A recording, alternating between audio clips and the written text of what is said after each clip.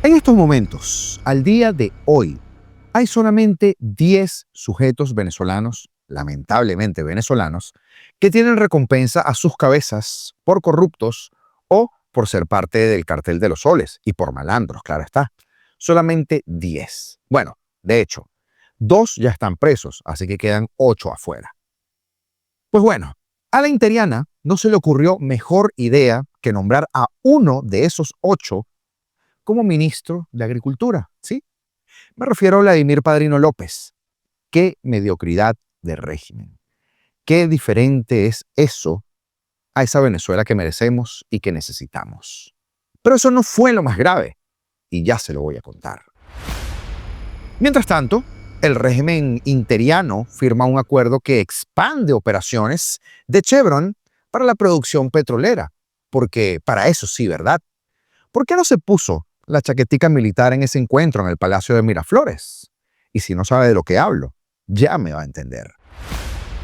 El Comité Nacional Demócrata de los Estados Unidos aprobó una resolución en apoyo a la transición democrática en Venezuela y algo más que brinda alivio a la diáspora de venezolanos. Y comenzó ese bloqueo total de los puertos iraníes en el estrecho de Hormuz por parte de los Estados Unidos.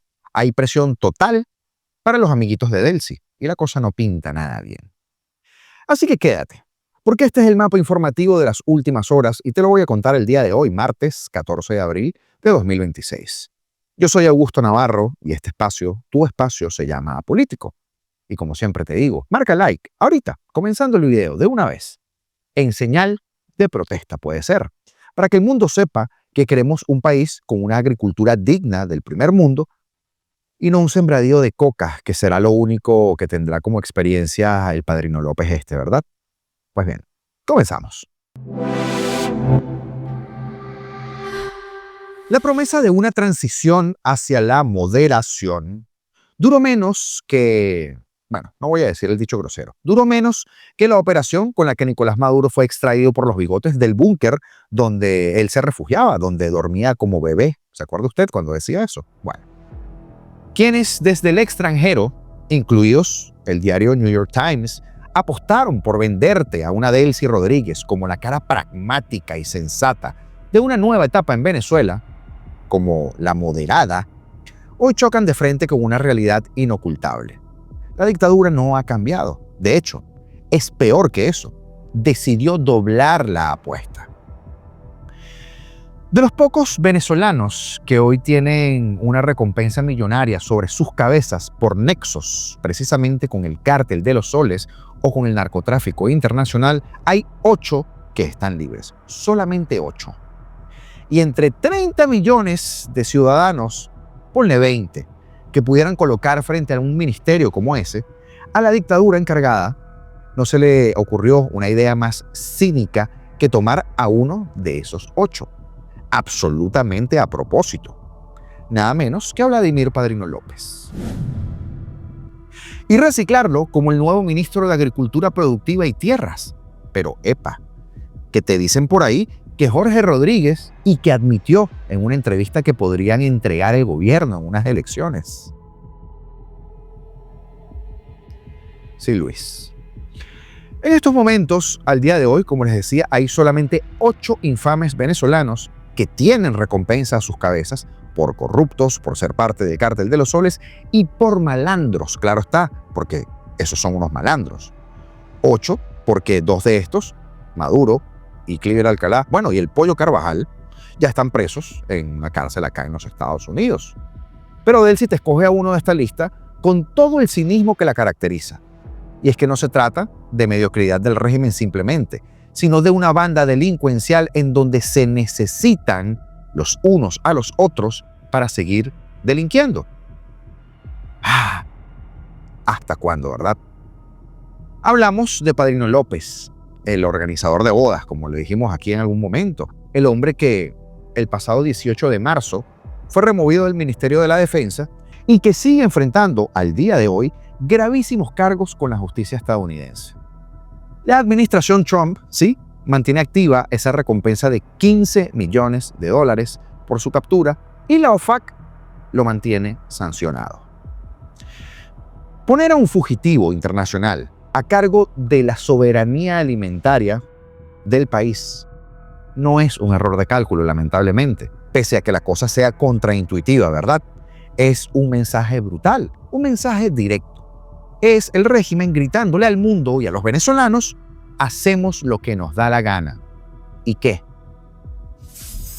Porque las palabras sobran cuando los hechos, como este, aplastan. Pero el cambio estético y retórico de Delcy Rodríguez se maneja a dos bandas. Es una especie de: tengo unos valores, pero si no te gustan, espérate, porque también tengo otros. Otros que aparecieron precisamente el día de ayer, su verdadero yo, la confirmación del secuestro institucional. Porque verla disfrazada con chaquetica militar, como si fuera una más de estos payasos de verde, gritando y amenazando frente a las cámaras, rodeada de delincuentes y de ministros solicitados por la justicia internacional, sepulta cualquier esperanza ingenua, muy ingenua, de creer que iba a haber estabilidad y de que van a entregar el poder, porque Jorge lo admitió en una entrevista. Militares politiqueando como siempre, con uniforme, no es el preludio de una democracia. Es la consolidación del secuestro de nuestra nación, una vez más. Esto es a lo que le llaman estabilidad. Esta era Delcy la moderada, la que decía el New York Times: yo le he pedido a la Fuerza Armada Nacional Bolivariana, hoy más que nunca, fusión cívico-militar policial. Hoy más que nunca esa fusión, porque sepan que aquí, en el territorio de Venezuela, nadie nos va a vencer cuando se trata de defender nuestro tricolor. Que sepan que aquí estamos más unidos que nunca frente al extremismo y frente al fascismo. Que no hay espacio para el extremismo en Venezuela. Que sean las mujeres, los hombres de bien, nuestra juventud, que aspira a garantizar el futuro. Que no se imponga la destrucción ni la oscuridad del mal. Y dale con la ficción de la unión cívico-militar, policial, interestelar, hidrocapital. ¿Hasta cuándo? Pero es que en medio de ese teatro de operaciones también surge esa feroz narrativa de la dictadura para satanizar a María Corina Machado. ¿Cómo? Vendiendo la narrativa de la privatización de PDVSA en un intento desesperado por hacerse sentir los que son distintos. Porque la furia con que defienden a la estatal petrolera no tiene nada que ver con la soberanía de la patria y tiene todo que ver con la supervivencia de su proyecto delictivo, ese que llaman chavismo, PSV, o póngale el nombre que usted quiera. Esos misiles llegaron y fueron aplaudidos por quienes persisten en asaltar el poder político para privatizar PDVSA. Sería el infierno de nuestra patria. Por eso llamo a la conciencia nacional. Ahí está el programa de convivencia democrática y paz, buscando entendimiento por sobre nuestras diferencias. Somos diferentes, claro que lo somos. El chavismo, el bolivarianismo tiene un proyecto histórico, que es el proyecto de Simón Bolívar, que lo defendemos y damos nuestra vida por nuestro padre libertador. PDVSA fue, es y pretenden que siga siendo esa gran caja chica de la revolución. El epicentro de corrupción más escandaloso de toda América. La chequera infinita diseñada para llenar los bolsillos de quienes la defalcaron. ¿Verdad, el Aizami?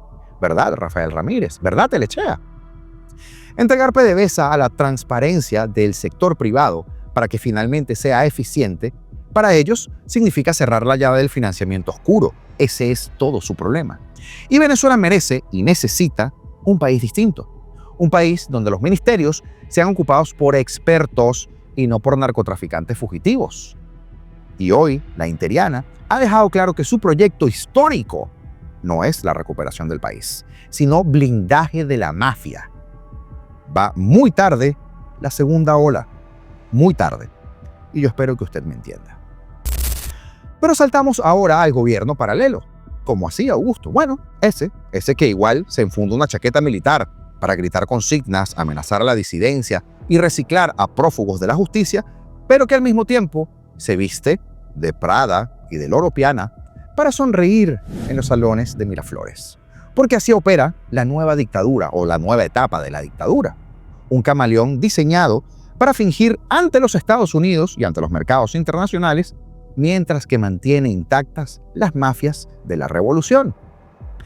La reciente firma que expande las operaciones de Chevron en Venezuela es la obra cumbre de esta farsa en estos últimos meses, con el aumento de la participación estadounidense al 49% en Petroindependencia, por ejemplo, y la entrega del bloque Ayacucho 8, ubicado en las entrañas de la reserva de crudo extrapesado más grande del mundo.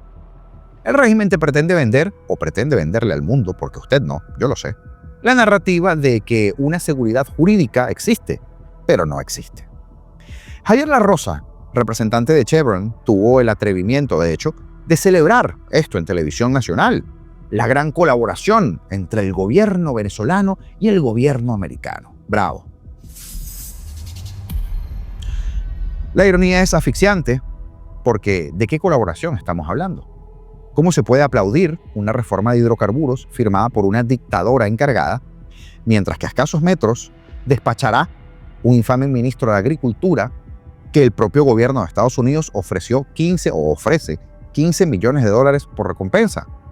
Por no hablar de González López, un violador de derechos humanos, de Larry de Boe o de la iglesia. En medio de este circo de alta costura y de petróleo, Delcy Rodríguez, por supuesto, no perdió la oportunidad de hacer lo que mejor sabe hacer: arrodillarse y rogar por impunidad.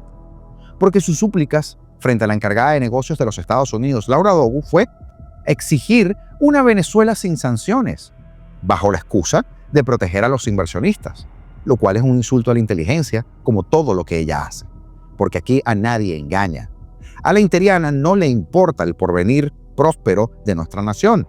Ella exige el fin de las sanciones para simplemente calmar la urgencia de la cúpula chavista de poder reconectar a PDVSA, la caja chica, al sistema financiero internacional. Solamente eso. Y eso sí es lo que hay que leer entre líneas, no las fantasías estas de que el régimen va a entregar el poder en unas elecciones. Porque el régimen necesita lavar la cara de su dictadura nuevamente para poder seguir lavando el dinero del mayor antro de corrupción de América Latina, PDVSA. Y mientras eso pasaba, el secretario de Estado, Marco Rubio, ponía un matiz en todo este asunto.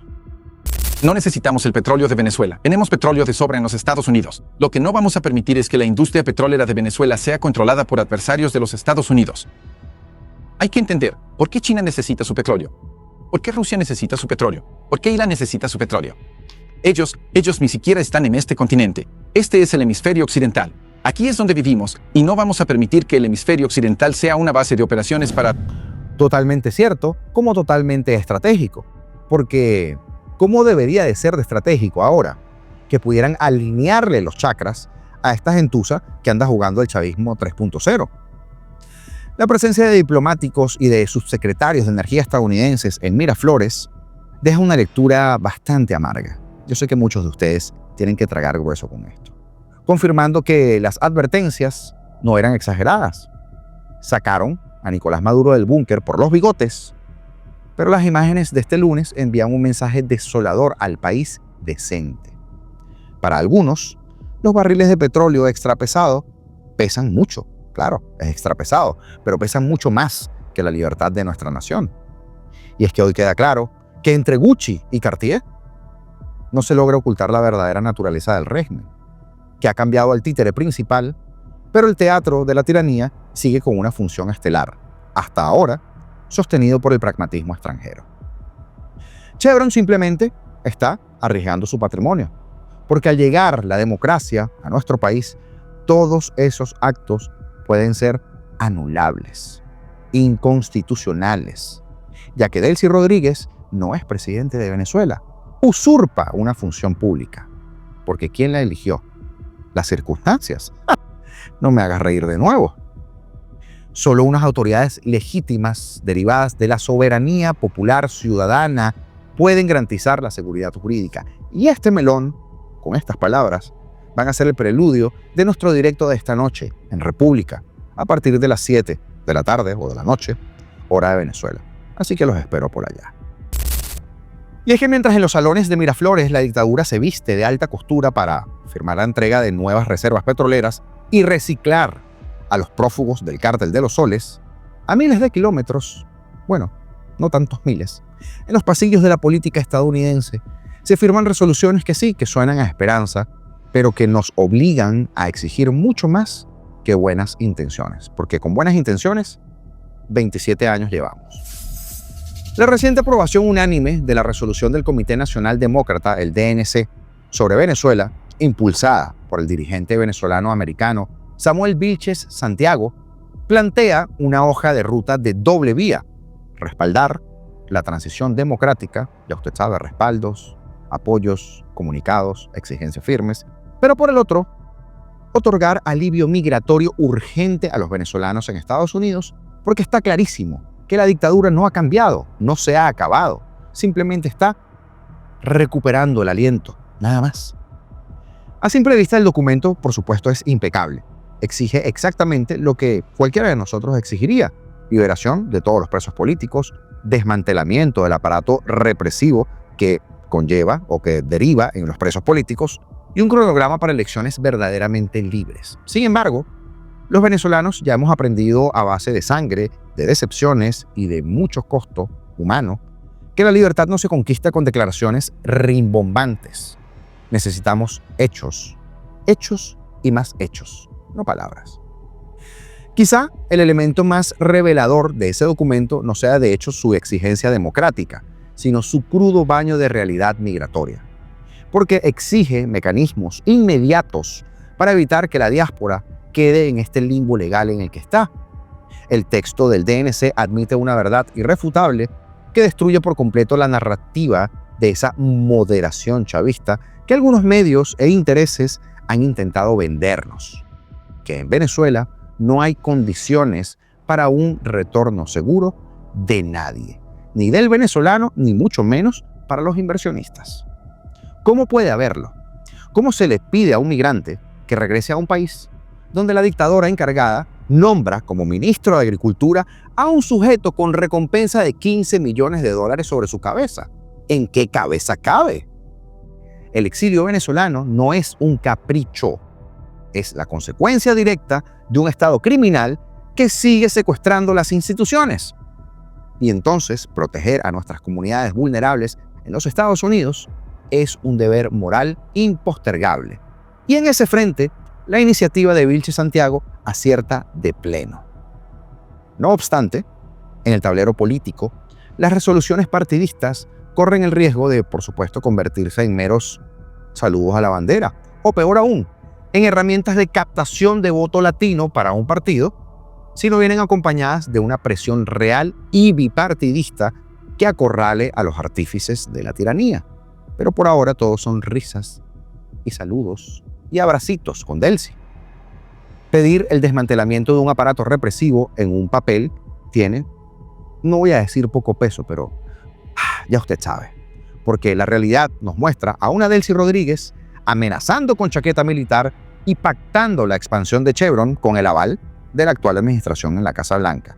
Sí, yo sé que es estrategia, y sí, apoyo la estrategia, solo que no me pidan que la barnice de moralidad. El verdadero éxodo de cualquier política exterior hacia Venezuela no se mide por cuántos alivios migratorios también se firmen. Se va a medir por la contundencia con la que el mundo libre enfrente, aísle y asfixie a esas mafias que nos obligaron a huir en primer lugar. Y es que hablando de mafias, ahora hablaremos de la del Medio Oriente. Porque el ejército de los Estados Unidos inició un bloqueo de todos los puertos iraníes en el estrecho de Hormuz. Sigue el problemita. Esto después del fracaso de las conversaciones que se llevaron a cabo en Pakistán sobre este programa nuclear iraní. Porque los iraníes son como el chavismo. Ellos van a ir hasta el final con que quieren tener una bomba nuclear. Punto. La medida había sido anunciada previamente por el presidente Donald Trump y establecida para el día de ayer, 13 de abril, a las 5:30 p.m., hora de Irán, a través de la plataforma Truth Social. El Comando Central estadounidense para Oriente Medio precisó que solo podrán circular buques que no tengan como destino ni origen Irán. Si usted quiere, déjemelo saber en los comentarios y lo expandimos esta noche, porque me parece que es un plan sumamente interesante. Obligar a los amiguitos de Irán a que Irán ceda. Trump indicó en Fox News que el Reino Unido y algunos otros países enviarán dragaminas a la zona. El ejército iraní, por su parte, calificó el bloqueo como ilegal y un acto de piratería, viniendo de estos tipos, imagínense ustedes. Y advirtió que, si se lleva a cabo, ningún puerto del Golfo estará a salvo de represalias. O sea, yo, bombardeo al que sea, porque soy malo.